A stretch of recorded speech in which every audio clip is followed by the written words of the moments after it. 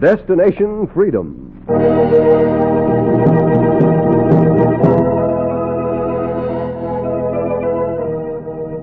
The Chicago Defender and station WMAQ bring you Destination Freedom, dramatizations of the great democratic traditions of the Negro people, interwoven in the pageant of history and a part of America's own Destination Freedom.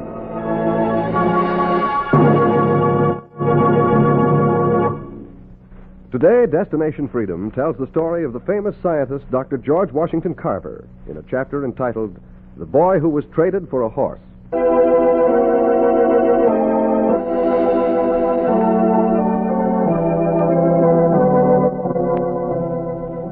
They never let him forget the horse. He was to remember the horse long after he'd forgotten his father and mother. For in a way, the horse was to set him free, if he were worth the horse. That was the question. Was one skinny, sickly little boy worth Farmer Carver's sturdy stallion? That was the question the slave stealers had stopped in a Missouri valley to decide. Is this all you got, Farmer? A horse? Ain't you got no money? All I got's my horse. Ain't that enough? Hey, it don't look like a good trade, Tom. If you ask me... Who's asking you, Slim? The farmer's putting it up to me. The boy and his mother's mine, not yours. Now be quiet a minute. All right, Tom, all right. You settle it. Farmer, Yeah? open your horse's mouth. Let's see his teeth. Whoa, Pizza. Whoa. There. Well? And teeth look all right. Give him a whack, Slim. Turn him around. Oh. No knots on his legs. But, Tom, a slave boy will fetch a right good price in Louisiana. Won't he, Jackson? Sure he will, Tom. They're dying for slaves down in Louisiana. Sure, Will sure. you keep quiet? Farmer, You've been following us since we took the boy and his mother from his master. Now, what's she to you? It's my wife that wants them set free at any price. And where's the price? I'm just a cotton farmer. I don't have no money. Slim, Yeah, Tom? what do you think? Well, a horse ain't bad, ain't too old. But you being short-sighted, Tom. Yeah, Tom, in 10 years, the horse won't be worth nothing. Boy'll get more valuable as he grows. Then in 10 years... In 10 months, you fool, the wall will be open, the slaves will be free. Won't be able to sell them nowhere. We need another horse. Farmer? Yeah? Tie the horse to that tree there and go down the road a piece while we examine him good. Come back when the sun sets. You'll either have the boy or the horse. What about his mother? The horse might be worth a boy. Ain't no horse worth a woman and a boy. Now go down the road and we'll call you when we decide. How'll I know you won't run off and take 'em both? You don't. We could take 'em both if we wanted 'em both. Maybe we don't want 'em both. Come back in a little while and you'll have either the boy or your horse. Well, what you standing there for? The farmer went down the road, and when the sun set and the purple shadows crept over the valley, he came back toward the tree. He heard a horse galloping away. His horse was gone. The boy was there, small, thin, sick and shivering. Farmer Carver was disappointed. Is this what I gave my horse for? Well, don't lay there.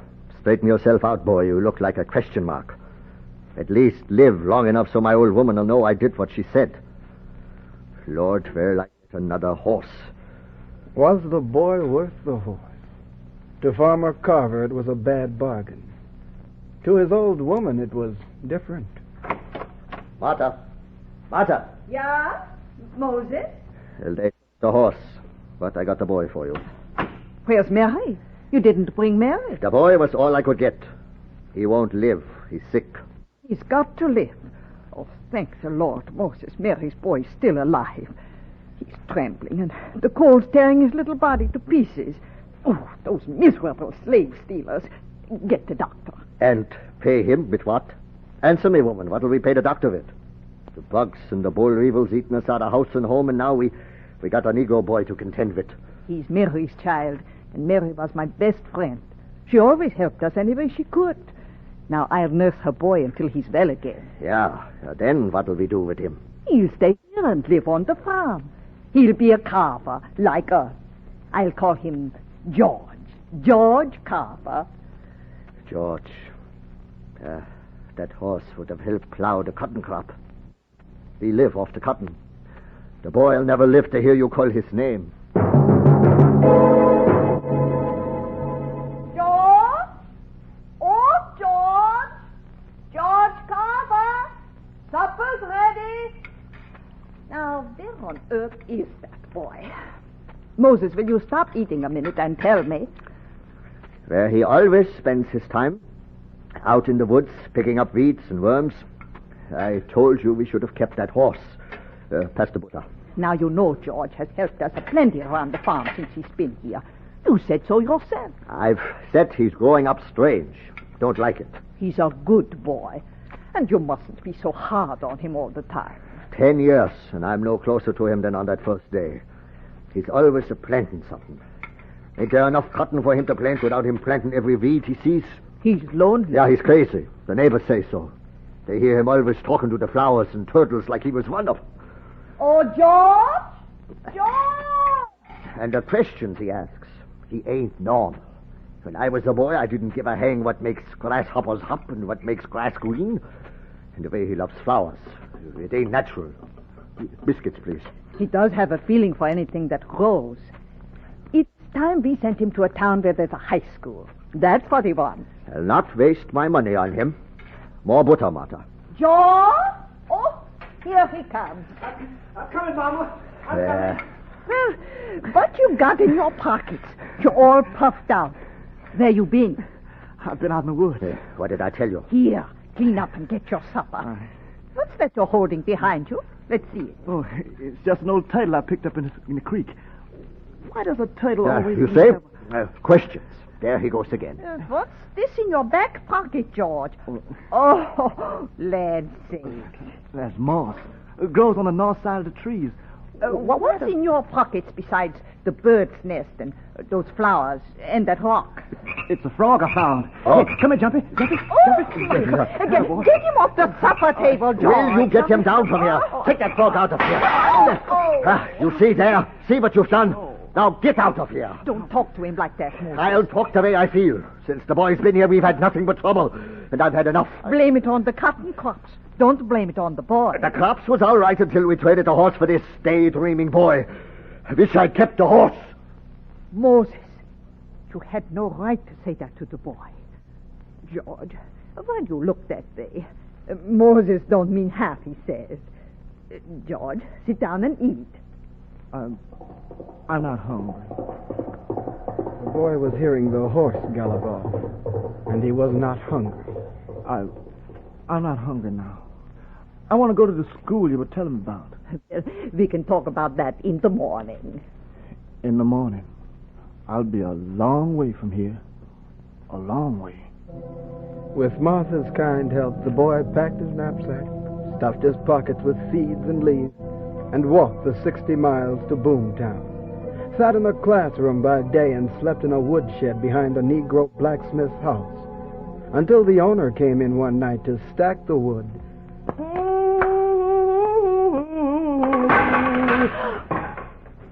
Who's in here? I see you in the shadows there. John, help! Somebody's in here! It's just me, ma'am. You?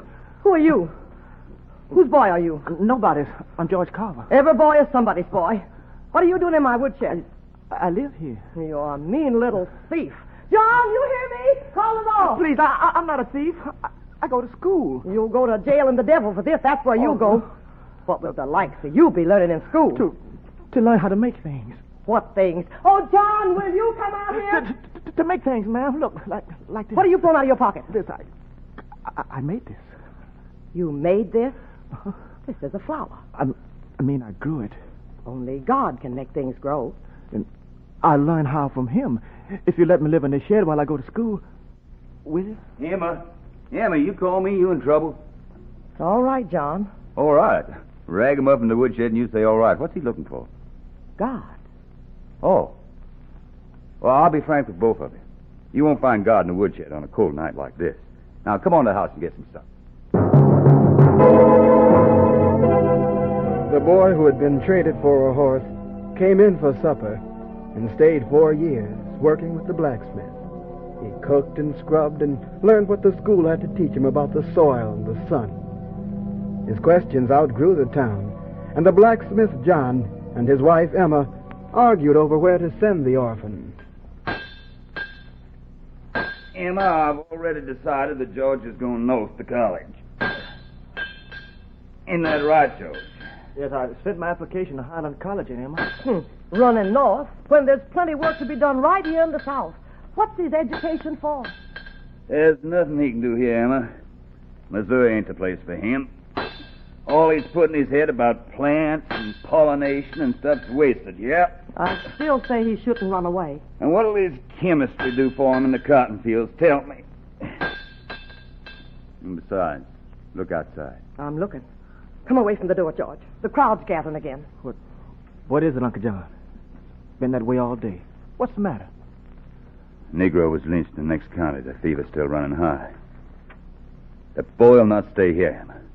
That college took your application, George. Go north where there ain't no Jim Crow, no discrimination. You got a letter from Mr. Peabody, the president of the college. He welcomed you with open arms.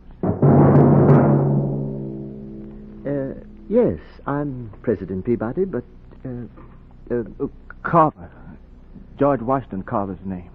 yes. You see, there's been some terrible mistake. Your letter said to report to school today. Yes, but we didn't know you were a Negro.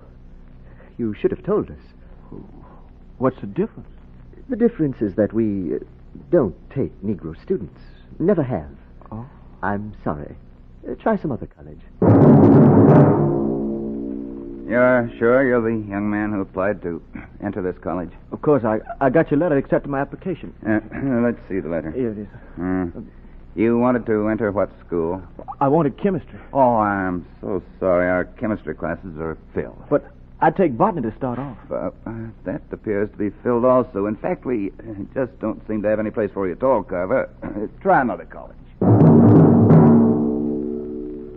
We're very sorry, Carver, but our quota's filled. We just can't accept Negroes and Jews. Sorry.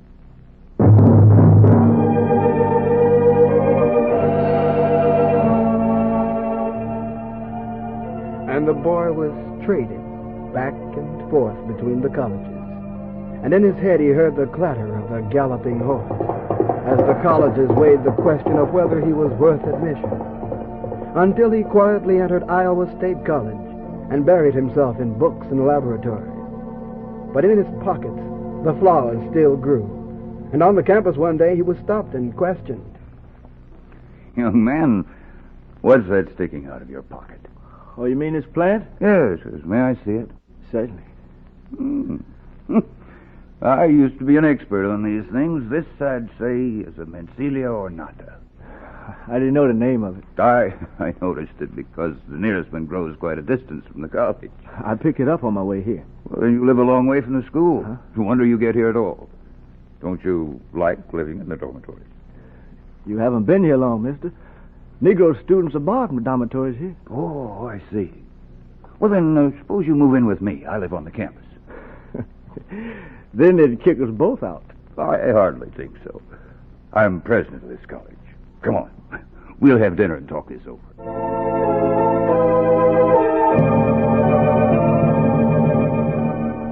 The boy again went to dinner and stayed 4 years to find the answers to his boyhood questions, to work in the field and laboratories, to learn the laws of the microbes and molecules. He had come to learn. He stayed to teach. He took his students out into the field and showed them how to reap and sow, showed them how to shuffle the molecules and change nature into a dozen different products. The word went around that he could raise corn on a wooden floor, that he was a magician with molecules and test tubes. Then President Wilson had a word with him. Professor Carver, we've gotten another telegram asking if we'll release you to work at another college.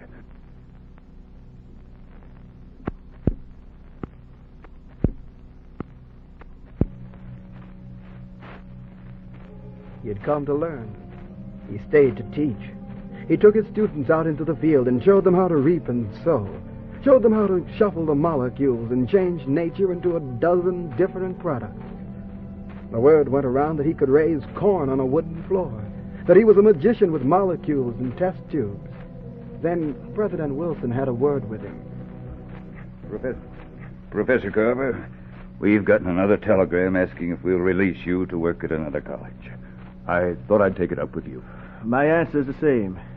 Tell them all that this is where I'm staying. But the requests kept coming in. And one telegram came from the south. It said,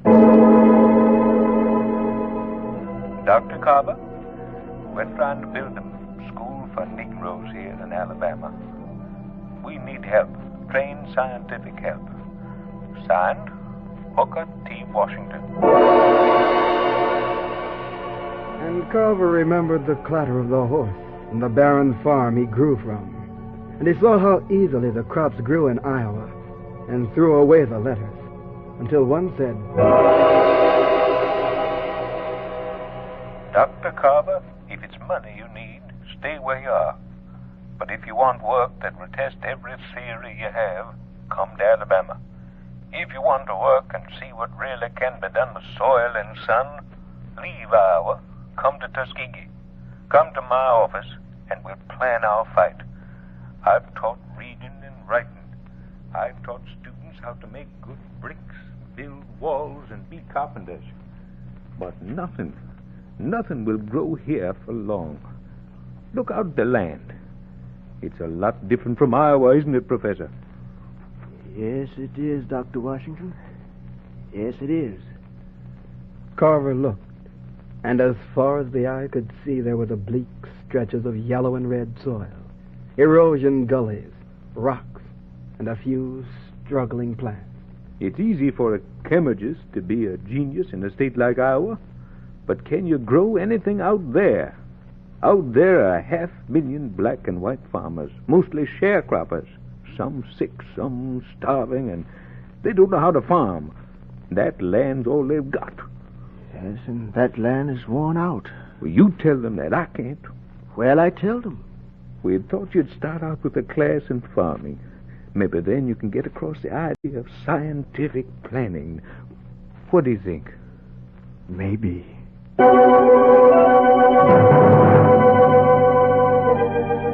new professor was worried. He looked around for a laboratory and found an empty room. There were no orderly test tubes, no trained assistants, but boys off the farms who gathered around the new teacher and waited. He told them, Before we go to the farmers, we'll have to build a laboratory here. And we'll search the fields and farmhouses and dump heaps for bottles we can use as test tubes. We'll gather hollow reed from swamps to make tubing. We'll pick up jugs, skillets, saucepans, anything. We'll weld the steel together and make plows. And then we'll go after the land. They gave him a small plot of land to work on. And the older farmers came by to look and laugh at the sight of a professor behind a plow.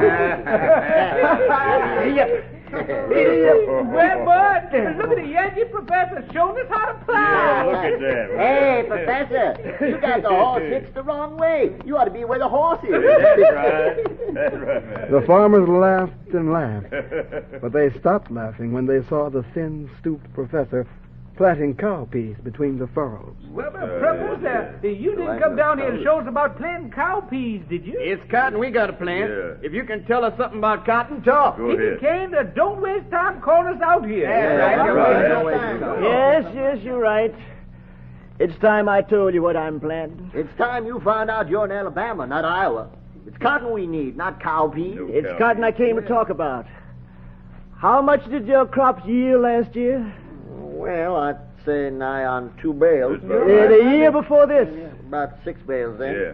It's been going down each year. But it's the only cash crop we can raise around here. Ground's not good for nothing else. This ain't Iowa, Professor. Then you've got the answers to why I'm planting cowpeas in the ground instead of cotton. Huh? The ground around here is tired of cotton. It's got to have a rest. Yeah. Let it rest this year, and it'll yield double next year. Oh, we heard that before from you, smart Professor. Look, cotton's a money crop. Cotton will bring cash. There's not enough money now to buy food to keep a man's kids from dying before his eyes with plague. Got it. And he's talking crazy. I'm talking to help you. Now, trust me. Forget about planting cotton and let the land rest with another crop. Do that, and I'll find a way to help stop Allegra. Yeah, smart, Professor. How? Bring me all the different weeds and shrubs that grow around you, even the ones that you say are poison. I'll show you which ones you can eat to stop Allegra. And the farmers brought piles of weeds to the professor's laboratory. And he came out with the weeds cooked and put them before the farmers. What's that there? Now, right around your homes, in the yards, there's weeds you can eat that will stop Allegra. Try them. They're good. They're weeds poison, Professor. Everybody knows that. Now, the ones I've selected are not poison if cooked this way. Now, look. I'll eat them for you. And if I live, will you rotate your crops? The farmers watched the professor eat the weeds, then took his recipe and turned away from cotton for a year. And the next year, when the new cotton started growing, the counties of Alabama had an early celebration for the great crops. Professor Washington came into Professor Carver's laboratory. Carver, you've done it. What's that? What's that? Man, get away from the test tubes for a while and look about the country. It's the greatest cotton crop in Alabama's history. Yes, but I don't like it. What are you talking about? Cotton is a cash crop, ruled in the South with an iron fist. He who owns the cotton owns the people who work it. I came back here because I know the land has got to grow more than cotton if the people are to be free. I see. And what do you have in mind? I don't know yet. I've been working on some experiments trying to find a way out. You've done enough. Your formula for turning mud into paint's been picked up by the Agriculture Department. Alabama mud's the most popular mud in the world. And Alabama poverty is the worst in the world. Until we can grow something besides cotton, you're doomed. Well, have you any ideas what ought to be planted? I have plenty of ideas. I just don't have any ideas on how to get rid of the cotton. The professor walked home from his laboratory and saw the cotton ready to burst into bowls for the biggest crop. But that morning, a farmer had even bigger news. Professor Carver! Carver! Yes? What is it? Look, I found one in the cotton patch this morning. I can't see it. What is it? It's a boll weevil. Oh. Where there's one, there's a billion. What'll we do? Well, there's nothing to do but plow under the cotton and plant another crop. What crops is there the boll weevil can't get at? You call the farmers together with my garden. I'll tell them. The farmers for 100 miles gathered around the professor's little garden and saw him lift a familiar vine. Here's a sweet potato and a peanut vine untouched by the boll weevil. Next to it was the cotton. The boll weevil ate it. Now I say again, plow under your cotton, plant sweet potatoes and peanuts. Well, I don't know much about this peanut crop, but what can we lose? Boll weevil's got cotton. I'd stake everything on the crops he's talking about. I'm willing. Me too. Well, what can we lose? Yeah, I'll go along. I'm agreeing. The professor won the first round. The farmers plowed under their cotton, sprinkled the ground with poison, and planted peanuts and sweet potatoes. And when the crops came up, the leafy vines stretched across the state. And the farmers came around. They had a few polite questions. The peanut crop's planted, grown well, Professor. It'll be the biggest peanut crop the country's known, some say. I was wondering what do we do with them when they're ready to be picked. Well, peanuts and potatoes are food. You could find a market for them. I wonder.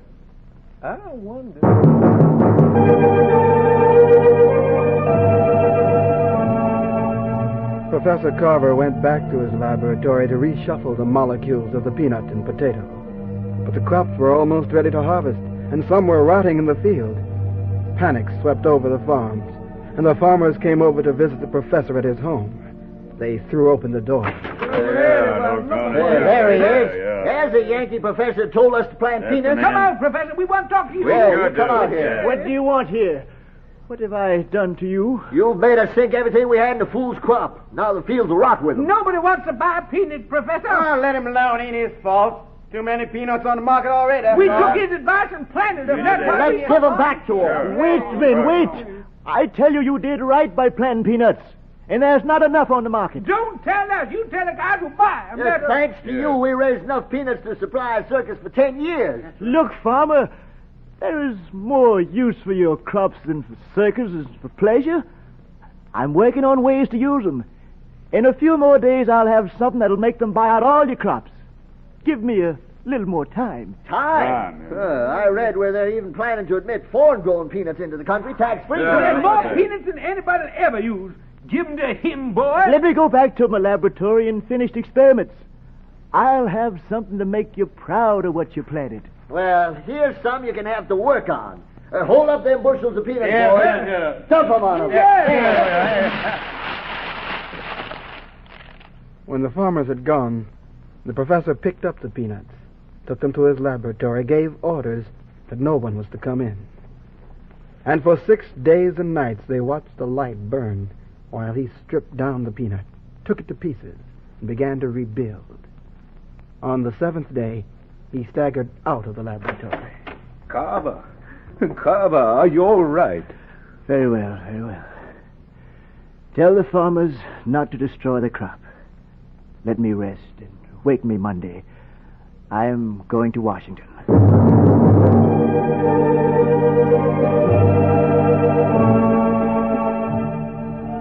Professor Carver slept, and when he woke, filled his satchel with jars and tubes from his laboratory, and went on his way to Washington to place the case of the peanut before the Senate committee in a crowded hearing room. Has the last witness been heard? Is it agreed that peanuts will be excluded from the tariff bill, then? If so, we'll proceed. Just a minute, Mr. Chairman. One more witness from Tuskegee Institute, Dr. George Washington Carver. Oh, another witness? What can he say that hasn't already been said? If you will listen to him for 5 minutes, Mr. Chairman, there's some manufacturers in the House who would like to hear him. The chair will recognize Dr. George Washington Carver for 5 minutes.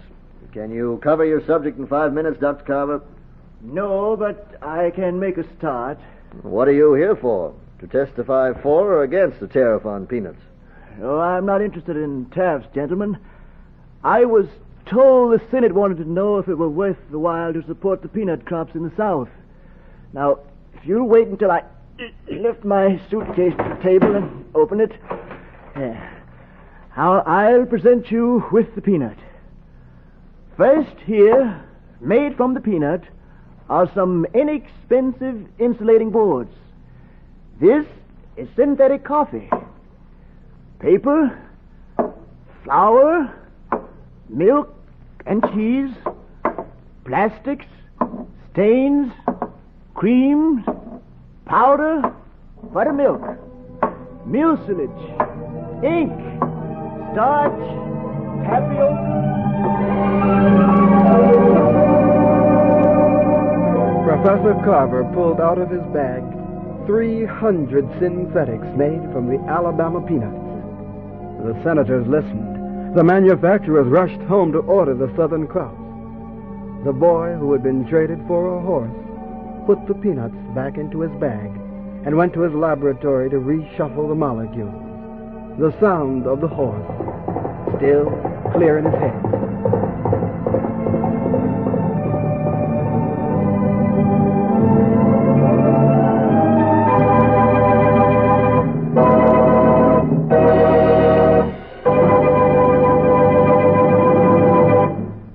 You have just heard Destination Freedom's dramatization of the story of Dr. George Washington Carver. It is brought to you by the Chicago Defender newspaper and station WMAQ. Destination Freedom is written by Richard Durham and produced under the direction of Homer Heck.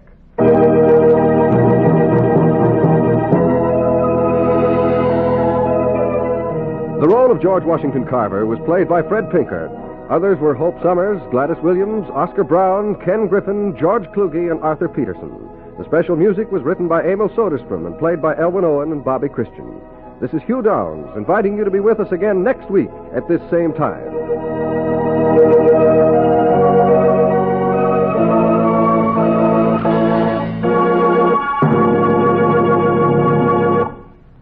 This is NBC, the national broadcasting company.